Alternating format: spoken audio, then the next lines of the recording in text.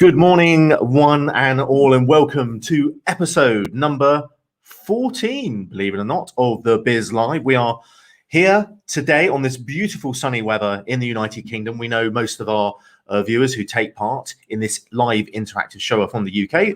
If you are from somewhere else, please do pop it into the chat. My colleague Sarah Brooks is moderating today and co-hosting the show with me. So my name is Jamie Breeze. It's an absolute joy to welcome you back. We've had a little bit of a sabbatical. We've got a great guest for you today. We are coming live. We are one of the lucky few to have the golden ticket, as LinkedIn call it, to be able to stream on the platform.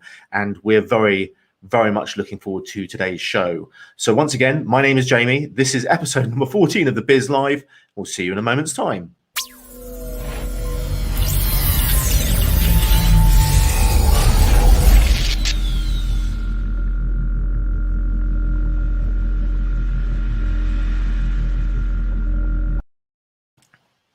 So first and foremost, I would like to express our enormous gratitude to all the team at Weston College.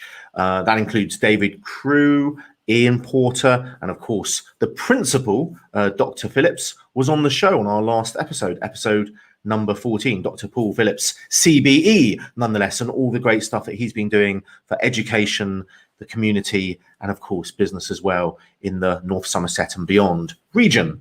Talking about North Somerset and the region beyond, our guest today is, broadly speaking, based in that area. We will anonymise where you live. And also, I'm pleased to say, leads our North Somerset-based networking group. The Biz Live, of course, is brought to you from Evo Business Networking. And he is not only the leader of the Sierra Group, but has so many other leadership roles and experience, and is today running a business, which he'll tell you about shortly. I'm very pleased to say he made an impromptu appearance at the very first episode when we were interviewing the former Commander-in-Chief of the Land Forces and the head of the British Army, or Chief of the General Staff, General Sir Peter Wall, and James came into the show there to pop a question. So I'm really pleased to say he's back here, and once again, his name is James Short, OBE. If you're just joining us now, you're watching the Biz Live. My name is Jamie. You'll meet Sarah Brooks in a second. No, you'll meet her now. Sarah Brooks, are you ready? Come on in. Good morning. Good morning. When you're going to bring me in. Tell us about today's show. What's the theme? What's the talking point? And please introduce yourself into the chat, everyone. Well, the theme today is basically leadership, networking, and also forward planning, which I'm certainly interested in finding more about, Jamie. I'm sure you are too. It's something that's often neglected. And obviously, as we sort of emerge into a new normal, or a series of new normals as we adapt into this these future scenarios that we're not, all too clear about. Perhaps some people in their businesses aren't too clear about, what they should be doing and how things are going to be in, say, a year's time. So it really makes sense to look at that forward planning area of your business and maybe your life as well, and think about your goals and what you want to achieve. Great. We've got a theme, obviously, which you've talked about, the power of business networking, etc. For talking point, tell us a bit more about the talking point. Leadership challenges coming out of COVID, is that right? Yeah. So leading on from that, what are those challenges that you're going to come across? How are you going to lead your team or yourself or your business into this new future effectively? So, we'd love to hear from people what they're thinking about in terms of leadership as we go through these next few months. What are they thinking about? What do they need to focus on?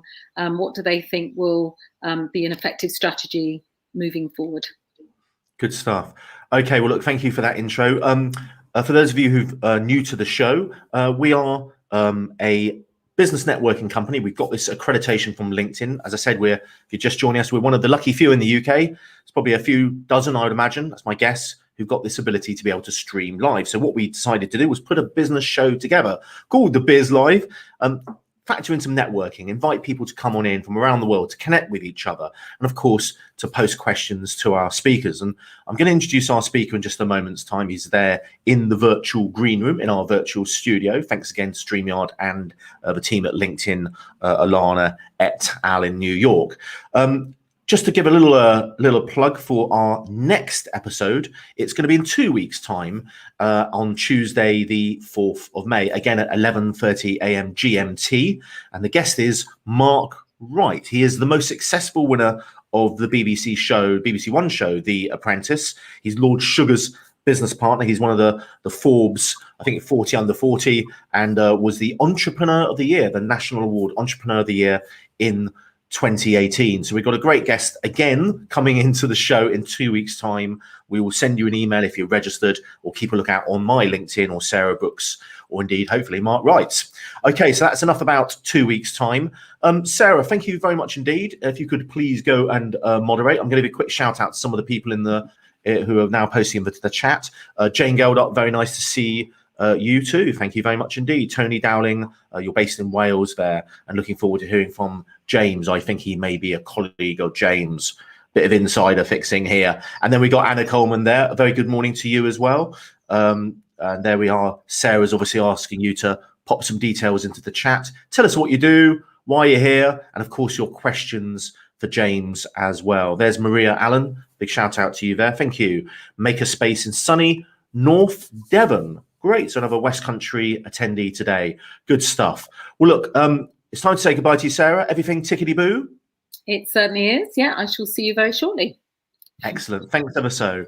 Okay, so once again, you are watching The Biz Live. My name is Jamie Breeze. If you're just joining us now, today is about leadership. It's about forward planning. It's about the power of networking. And our guest today is coming into the show in 5 seconds' time.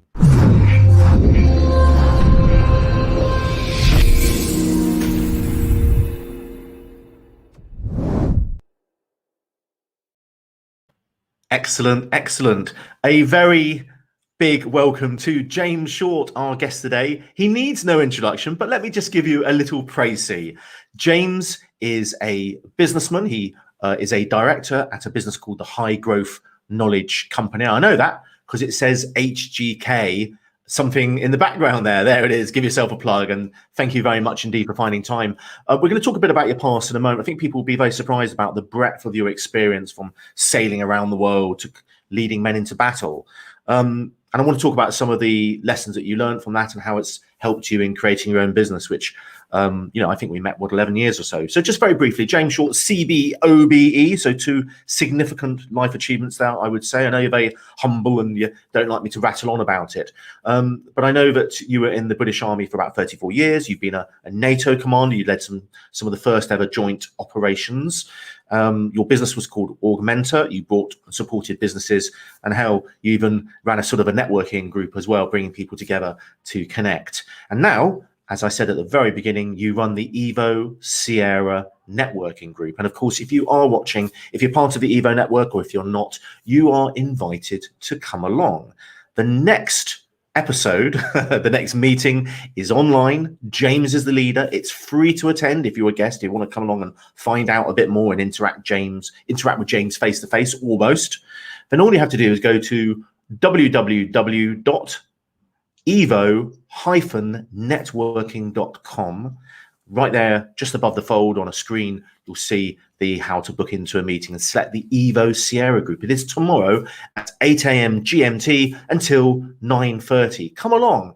If you've not been to Evo Sierra group before, you haven't got to be based in the North Somerset region. We have members from Bristol and the surrounds. Or even if you're from abroad, come along, come and meet some of the members. They're a great crew, a lovely tribe, and James has led the group since the very beginning. Okay, so that's a massive introduction for you there, James Short. A very big welcome. How are you today in this beautiful English weather? Very well, thank you, Jamie, and enjoying the sunshine very much. Good stuff. So you're wide-eyed and bushy-tailed, and we've got some time to talk. I thought we'd talk about a little bit about your past to set things up a little bit. And again, if you are just tuning in, please do introduce yourself into the chat.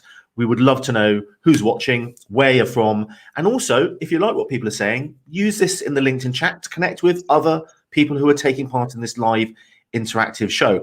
Okay, so James, you left school, presumably went to uni and then joined Sandhurst. That's the normal route for 2-star generals. Is that right?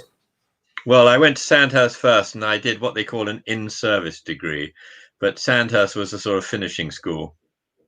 What are the benefits of going to Sandhurst? I hear it helps shape men and women from all over the world into leaders. Is that right? Well, Sandhurst absolutely proves the point that you can learn to be a better leader. There's often a debate as to whether leaders are born or made. Throughout my 2 years at Sandhurst, I very much learned how to be a better leader, and of course went on learning throughout my military career. So I know that Sandhurst, as I said, is that sort of starting point for you went in as an officer. What was the regiment that you eventually ended up leading? I know you had lots of different roles. Well, if you jump forward a little bit, I know you commanded. You were a brigadier at one point. Is that right?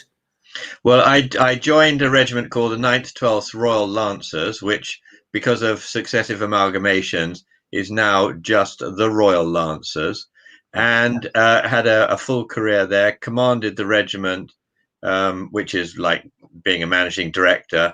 And then after I retired, I was honored to be appointed the colonel of the regiment, which is like the chairman. And I took the regiment through amalgamation, which was quite a challenge, as we were amalgamating with another regiment with a similar 300-year-old history, with a lot of traditions that all had to be melded together. And so leading that with my fellow chair was quite a challenge. You saw active service in the Falklands, in Ireland and other places, and I know that you left the army a few years ago at the level of being a major general, or as a 2-star general, as it's often referred to, which is an incredible achievement. I mean, just to go from from being a soldier to being one of the the leaders of the leaders, it's an incredible responsibility. What I mean, I know we've spoken in the past about some of the army stories and so forth, but can I ask you what your time in the army, how that has helped you in the world of being a business leader now and helping other business leaders lead their businesses, if that makes any sense to you? Yeah, thank you for that.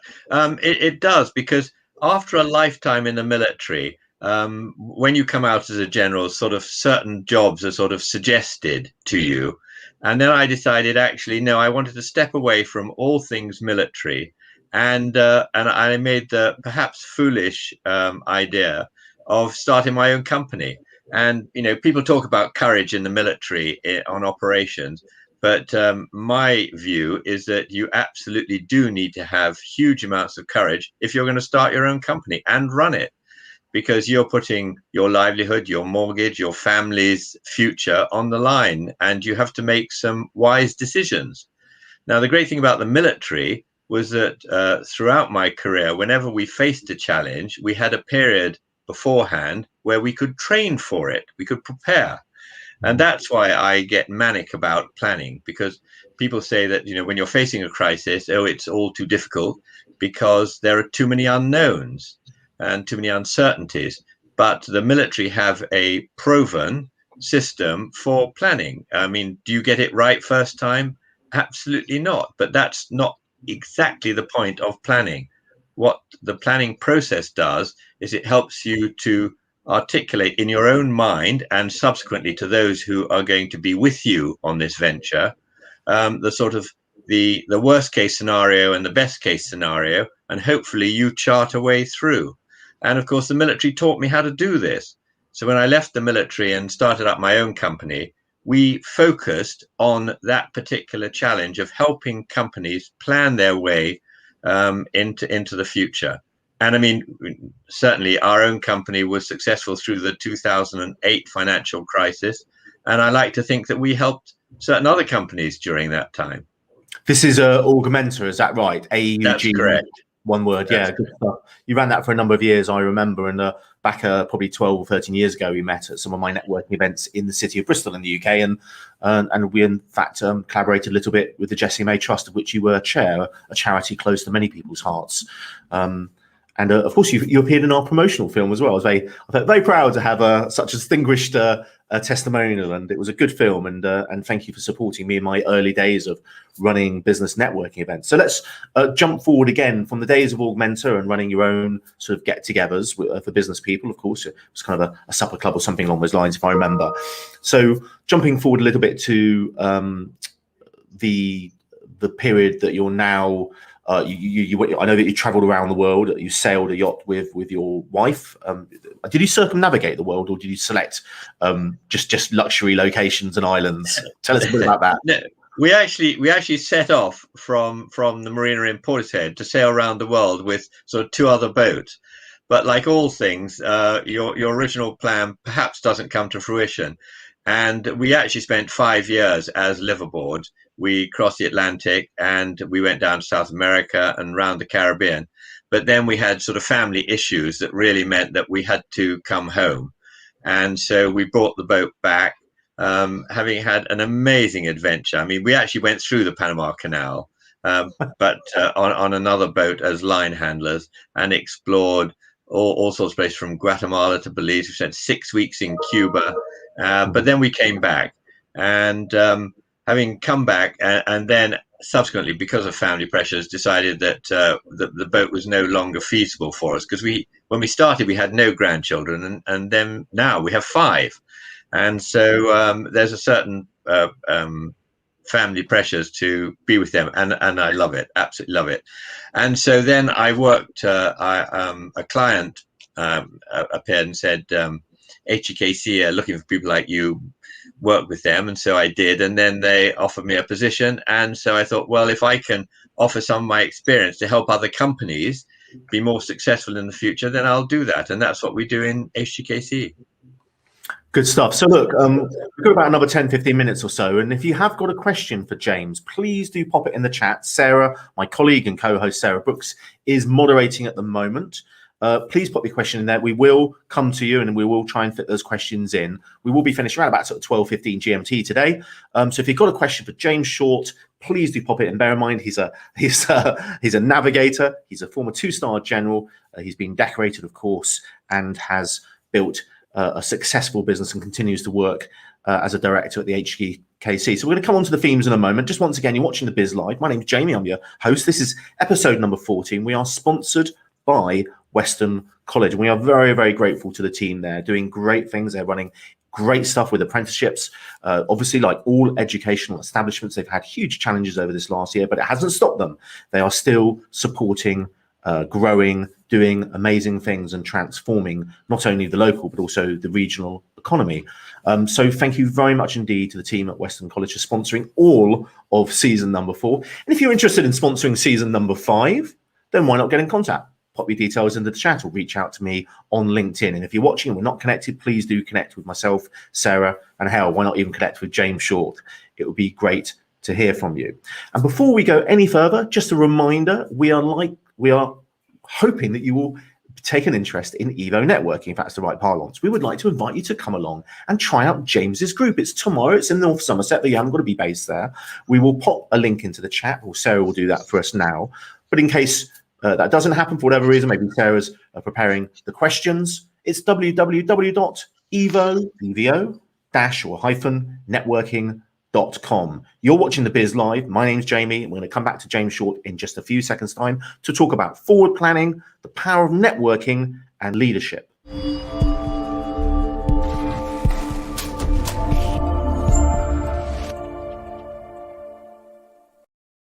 Okay, once again, our guest is James Short, CB OBE. I've got to ask you, James, that before we move on to the nuts and bolts of this theme for this week, tell us about CB and OBE. Remind us, especially for those who are outside of the UK and watching on the restream, what is a CB? A CB is a companion of the bath. Without being in any way disparaging, it's not. It's the one down from a knighthood, and it was given to me when I retired, for presumably the work I'd done in NATO, in setting up NATO's first strategic level training organization, which actually trained the headquarters that went into Afghanistan and Iraq. Incredible. And for those of you who don't know, and I only discovered this years later, and it was actually from somebody else as well, which is always the best way, isn't it? And I did clarify it with you. You were also a peacemaker, not only in the role as a soldier and leading other soldiers, of course, but you were a peacemaker. I understand you helped broker the peace in the Macedonian War. Is that correct? Yeah, well, that was a very interesting project for me, in that I was posted to Macedonia as an advisor to the government, and I'd been there for about 3 months, and then this terrorist uprising broke out, and I happened to be sort of the right person in the right place in the right time, if you like. And so with NATO and the EU and the various organizations that were there to help, we brokered a peace deal. And it was actually the Brits who did a lot of the groundwork. And it was a very exciting time, actually. I mean, we had bombs down the bottom of our streets and all sorts of things like that, and bullets flying around a little bit. But it was great fun, good challenge. Well, good on you, and I'm sure the people of Macedonia are incredibly grateful for bringing peace to a nation. I mean, it's an incredible achievement, James. I mean, just look at the things you've done. I mean, it blows my mind. When I first met you, probably 11 or 12 years ago, as I said, I was pretty much in awe of you there, and I'm very glad to say I feel very proud and privileged to say that you're a friend, and we've met and continued that friendship through a professional slant, as it were, through Evo networking. So let's just talk a bit about networking. So I've mentioned an open invite to the Sierra group, which you lead. I approached you prior to the crisis, way before that, in fact. And I had to, as you said, I know you're joking, I had to coax you out of retirement for a second time, but I know you had an active role in other businesses too. And it was really good. You took your time, you scoped us out. You knew that I'd run networking groups before and business events and that sort of thing. But, we reconnected once you'd done your travels at the showcase in the stadium, and we created this group called Sierra together. And then, of course, after just a few meetings at the Winter Gardens in Weston Supermare in the UK, we had to go quickly online. I remember meeting with you before the crisis, before the lockdown, before we had the full intelligence of what was going on, and talking, scratching my game, what am I going to do? So I wanted to thank you in front of everyone for giving me some sage advice. If anyone is going to offer some good advice you're going to listen to during a major international crisis, it's you, James. So tell us a bit about networking. Why have you networked, and what are the benefits that you see of coming along to a networking group? I'm really not quite sure why I ever agreed to lead Sierra, but I do absolutely see the value of networking. And without blowing any smoke, I think what you've created in Evo is a very relaxed but important way of doing business. Because let's face it, if you don't tell people what you're doing in your business, how can people buy from you? And certainly what we do in Sierra is focus on producing what I call takeaways. So we look at current business challenges, we get an expert in to talk about it, discuss it, and we come away from the session with various bright ideas, new ways of doing things to try out, and also support from the people who are there or from their contacts. And so building a contact base through networking is absolutely essential in my view. It's been great to work with you, and I really I said this the other day, and I'm really grateful for the fact that we speak before every single meeting, and have done it's dozens and dozens of meetings every week at the moment. In fact, we used to meet monthly or bi-monthly, and moving to online quickly, it really has worked. I mean, it seems to lend itself very well. Most people say, look, do you know what? I appreciate the fact I don't have to travel. I'm not damaging the environment by pumping out loads of diesel. I'm saving time and also money as well. And I'm still connecting with people. In fact, I'm visiting other groups. The great thing about Evo, and I've not really talked about it in 14 episodes in any great depth, is that you can visit a group online like Sierra and become a base member if your application is accepted. But you can also go and visit the other groups in the southwest of England predominantly, but also in Wales. We are opening a third group fairly soon. In fact, we'll be announcing that hopefully later on today. So, okay, so we talked a little about the networking, the Sierra group, and you're part of the economy, James. You're a leader in the region, and what I've always been amazed by is some of the caliber of the speakers that you bring to your. By every month, we have a speaker, one or two speakers. It's incredible. From the aforementioned General Sir Peter Wolf, former head of the British Army, to business people from all over the UK, and I think that's really amazing. And in terms of the plans for forward planning for you at HGKC, is there a trend that you're seeing at businesses at the moment now that the lockdown seems to be easing in certainly in England, Wales, and Scotland? Tell us a bit about sort of patterns that you're seeing as a leader there. Well, certainly, I mean, one cannot but feel sympathy for those businesses who have really, really suffered because of COVID. clearly certain businesses have who've been able to benefit from their online presence have done extremely well. But what we look to do is to help those businesses that are struggling for whatever reason. And of course, innovation is the key. I mean, life is always going to change. It has ever been thus and will ever be thus. But clearly, if you think ahead, and certainly what we've found is in this particular period, the last 2 months and the next few months, is absolutely a time to look ahead in your business and see where you're going, what you can do that is new, that can change, how you can reach out to your old customers, your old clients, make sure that you're answering what their challenges are and reaching out to new people. And that you can do. One of the ways is networking, but of course there's marketing, and marketing is a huge subject in itself. But what's the best way to reach out to expand your business if that's what you wish to do? And so that's what we focus on. Good stuff.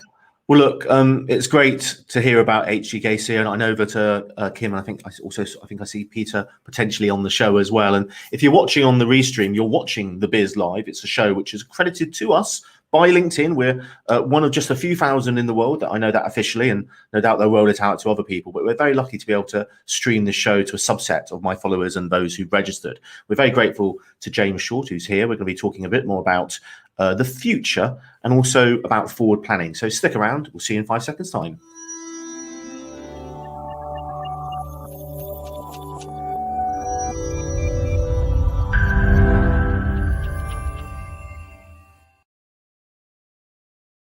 Okay, Sarah Brooks, very good to see you. So I see that the questions are coming in thick and fast.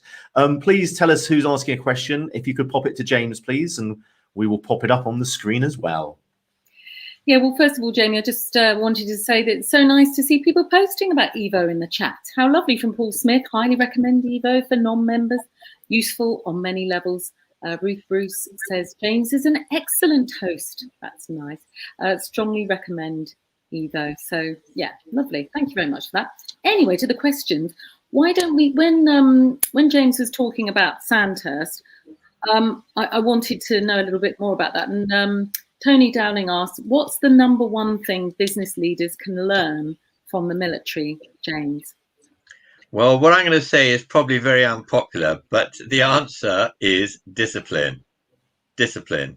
Because a lot of people recognize they need to do something. They don't really want to do it. They don't like doing it. And I'm particularly like that.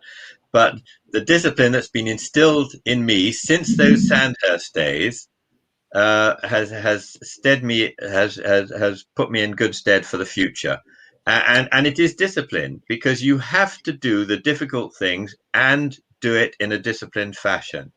Because lots of people, I mean, when people start up their businesses, they do it through a love of what they're doing and their product. They believe in their product, and they want people to buy the product. But quite often, some of the challenges lead them to putting aside those which they don't want to do, procrastinate, not make decisions. And that, of course, in my view, is fatal. So it's the discipline to actually drive the business forward and do those unpopular things, no matter how difficult it is. Thank you, James, and thank you, Ruth, for the lovely comment there, and thank you, obviously, Tony, for the question. Sarah, any other questions? I see Dean and Kim are chiming in as well with Paul. Yes. So Kim Jones says, how do you get leaders who are reluctant to plan to see the value of planning in their business?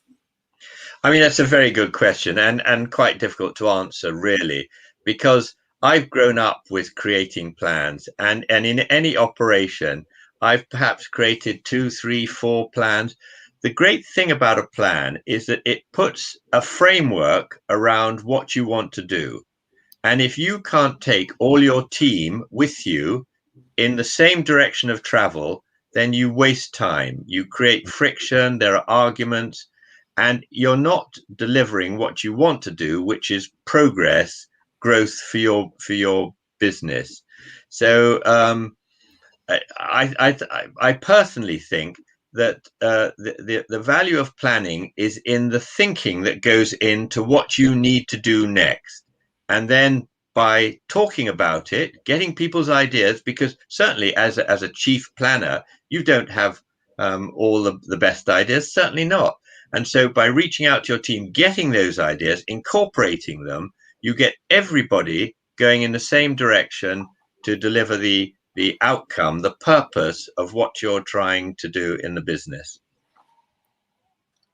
Brilliant. Another question here, James, from Jane Geldart.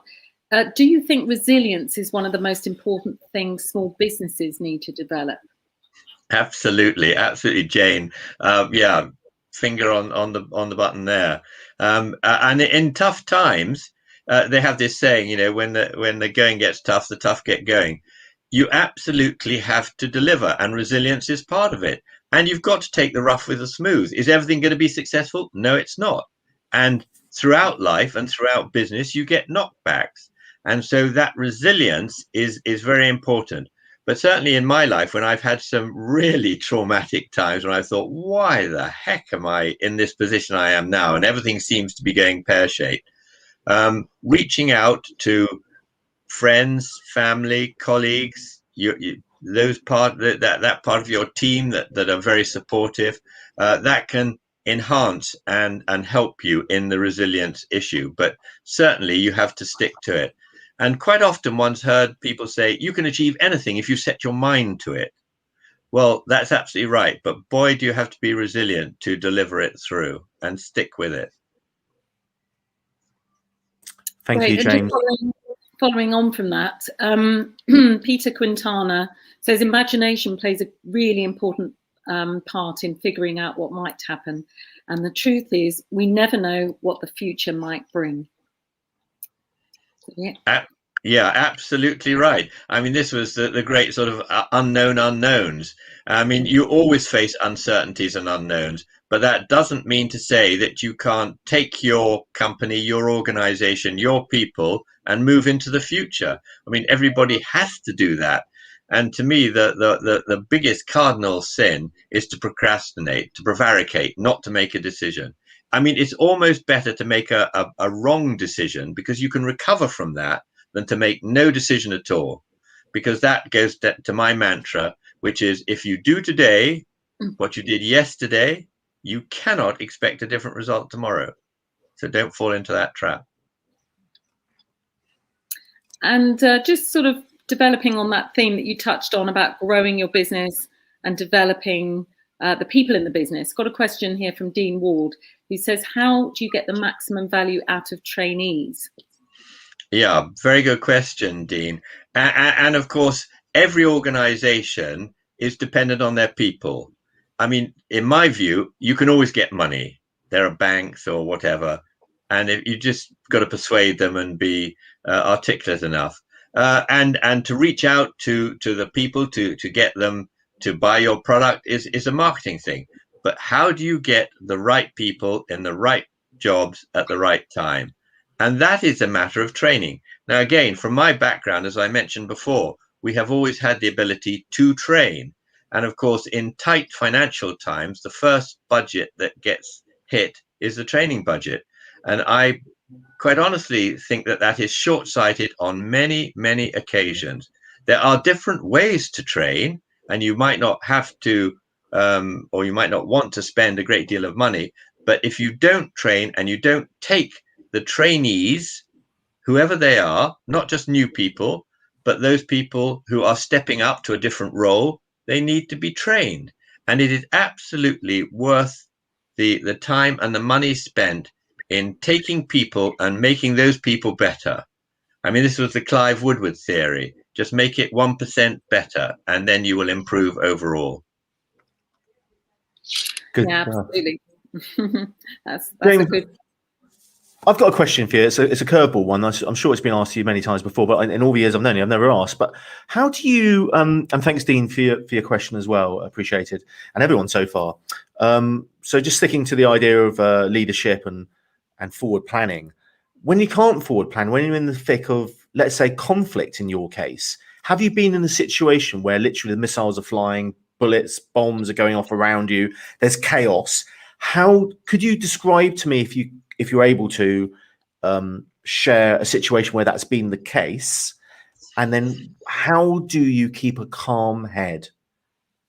Well, keeping a calm head is very challenging, but the point about the point you make is well made. And of course, in business, when you are up against the coal face and you're facing people, financial challenges, it is all too difficult. But a leader absolutely has to be able to step back. In Sandhurst, we were taught it was the Hamlet moment, and if you remember, way back actually, there was this advert on television where the chap sort of loses his head and he brings out a Hamlet cigar and the music plays and he thinks about the future. I mean, we used to call it the Hamlet moment. You absolutely have to be able to step back from the coalface, from the bombs and the bullets that are flying around, and think, because you're the only person, the leader, who has that responsibility of thinking through into the future. And if you don't do it, then you're going to fail. So despite how difficult it might seem, and we're working with a client at the moment who is really facing quite some significant challenges, and he quite correctly is taking time to step back and think through into the future. And that's what I strongly advise every leader to do. And certainly it's happened to me. And I mean, am I allowed one more story? Yes. If you can, if it's a story about a well-known political figure, let's leave that name out and anonymize it. But I will anonymize it. Yeah, yeah. But there was a time when this is Northern Ireland, and there were sort of riots and things, and a particular march was going through a particularly contentious area, and there was going to be a mega riot, and I was asked by the head of the police, what I was going to do about it. And I didn't quite point out that actually we were there as the military in support of the police and very much second fiddle. But we had to come up with a plan in very, very fast time and deliver it on the streets of Belfast. And, we deployed very early in the morning. And within about sort of 20 minutes, a senior figure from the opposition appeared at one of our sort of barricades and demanded to see the boss. And so I had to go along and have a very interesting conversation. I might say it was the first and last time I met that particular individual. But yeah, leadership is challenging. Of course it is. It's never easy. And it's not easy when you're doing it in business. But you have to take that time to think and think forward. Okay. Jamie, Sarah. can I Yes. ask this question from Maria Allen to James? What advice do you have for people who have set up their new business during COVID? Well, yeah, I mean, what a good time to set up a business, actually, because when we come out, there's going to be huge opportunity. And setting up any new business, you have to, what I would call getting your ducks in a row. And there are a number of business issues which you absolutely have to nail down. I've mentioned three of them, and to me, the important three are getting the right people in the right jobs, getting your finance in place so that you have a financial projection that is robust, and then doing your marketing, reaching out and telling people what it is you do and why they should buy from you. And again, I say that you need a unique selling point. If you haven't got one, you will struggle, but most businesses do.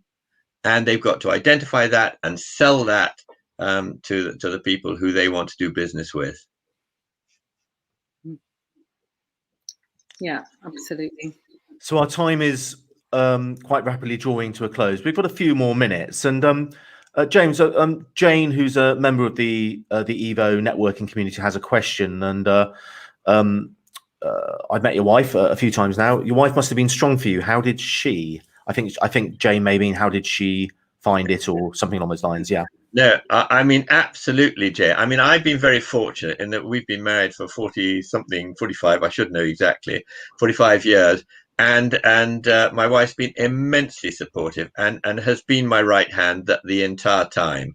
And certainly, not only was it her idea that we were going to sail around the world, but when we had difficult occasions, and we had some very, very tricky situations, she was absolutely there by my side helping me. And at one particular time, in the middle of a gale, we hooked this was in the boat, we hooked a lobster pot and we were drifting because the boat swung round and was heading towards an island and the rocks. And at 10 o'clock at night in the pitch dark, I had to go over the side in 3-meter seas to cut us free from this lobster pot. And my wife was hanging onto a rope to make sure I didn't drift off or whatever.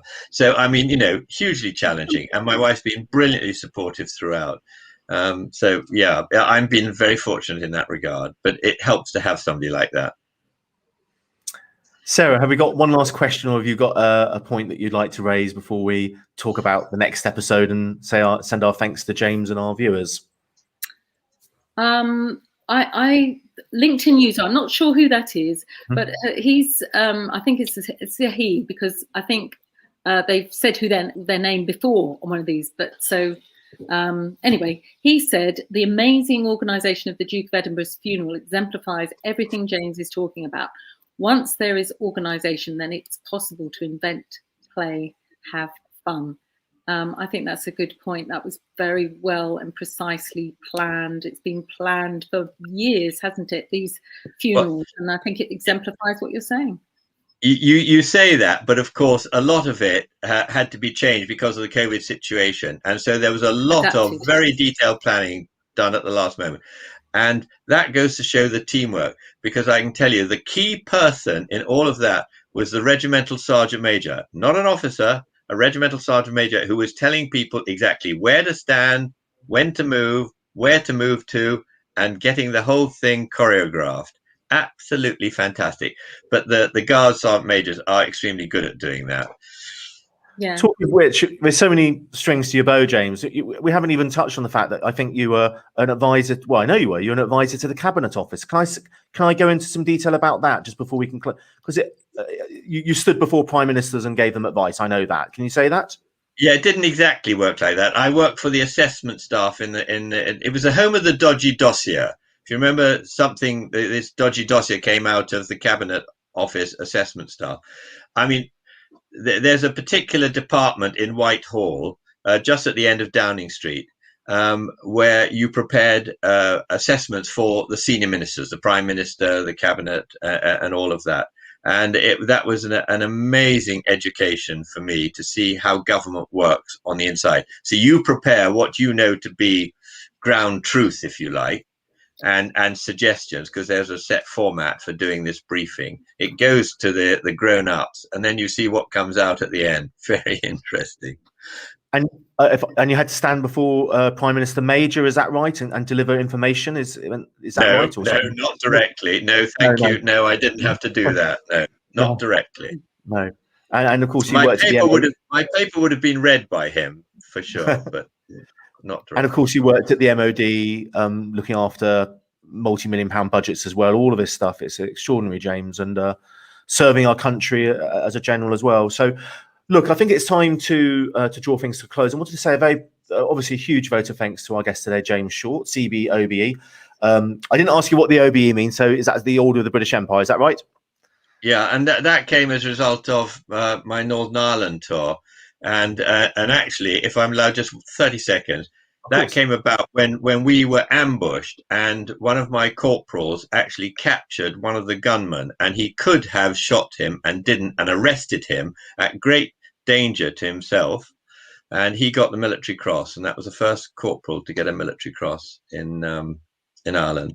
So that was quite some night, let me tell you. Imagine. So today we've met you, James. We're very lucky to have you on the show. In 2 weeks' time, we're going to be welcoming the most successful winner of The Apprentice, Lord Sugar's business partner, Mark Wright.